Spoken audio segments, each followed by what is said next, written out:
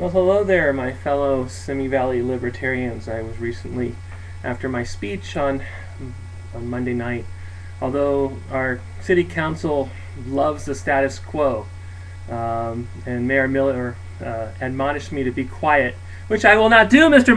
Miller. You be quiet. Anyways, I have decided, that I need to be the mustard seed. I need to be a speaking post, someone who is going to speak out for those who can't speak for themselves. There are many here in Simi Valley who, for whatever reason, feel that their voice is not heard. I would agree with them. Their voice is not heard in Simi Valley because we have a very well-entrenched 5-member board where they are some of them are second generation entrenchment within our political system here, and they really don't want to deal with anything that is controversial. They don't want to deal with anything that may soil their reputation in any way. They're very, very, very, very worried about presentation. And I agree with them, that is important.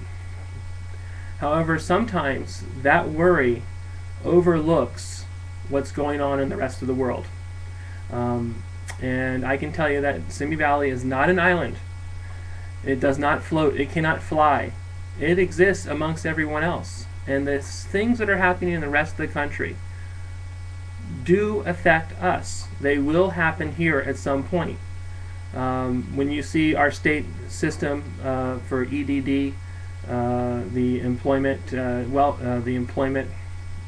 unemployment checks are not coming to 10% of the people who are supposed to be getting them because the system is so antiquated, they say. Well, that's not true. It's not that the system is so antiquated. It's just that they never ever thought when they produced the system that it would ever need to handle this many people that are unemployed. That's the real reason why it's antiquated. It's because it was never designed to handle this much unemployment. When you really look at it, you need to admit that we have extremely high unemployment right now. It's not that they don't have a better system. So, anyways, there are many things going on. Just the other day, with regard to our great open, transparent president, he's so translucent and opaque you could see through him. Mr. Barack Hussein Obama. He wants to have the most open and transparent administration ever. However, for a seminar designed to teach our government employees to be open and transparent, it was closed to the public. Why? Because they were afraid that employees would not be able to speak candidly. It's in the paper, guys. Daily News, Monday. They're afraid that the employees can't speak candidly when things are open. So there are, boundless and leapless amazements. Boundless and leapless. Leaps and bounds, but they are boundless and leapless. It's amazing how our system of government is functioning. It is not functioning. You're really failing. And we need to wake up and change it. So I have decided that I will be Simi Valley's GADFLY. I will go to town council meetings whenever there's a public comment and I have an issue that I take umbrage with, and I will start to speak. And I will make speeches. And before I make the speech, I will post it here on YouTube for all of you to critique and maybe even help me improve the speech. But I'm not a great speaker, at least not extemporaneously or maybe the other way around. But I will do my best to speak for those who can't speak for themselves. As a direct line descendant of John Cook, who was on the first Mayflower, sailed from Leyden, Highland. You can look it up. One of my bloodlines is John Cook. Directly through my father's grandmother.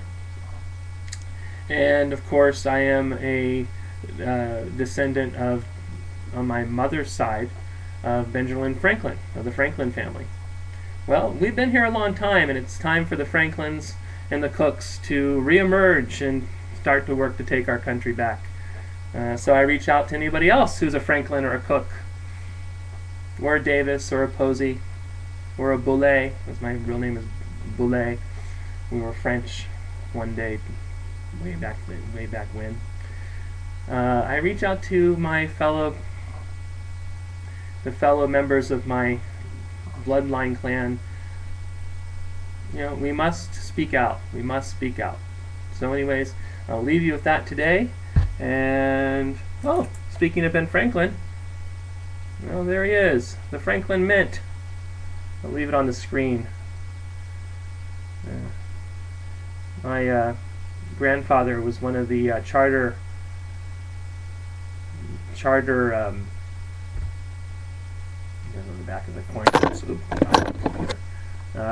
One of the charter stockholders in the Franklin Mint, and this is celebrating, listed August 10th, 1972, New York Stock Exchange. It's no longer, it's been bought out, and I forget who owns it now, but when the buyout had received money for my little pittance of shares. But 1972 is when it was first listed, the Franklin Mint. So anyways, I'll leave you with that. See if I can get it all on the screen.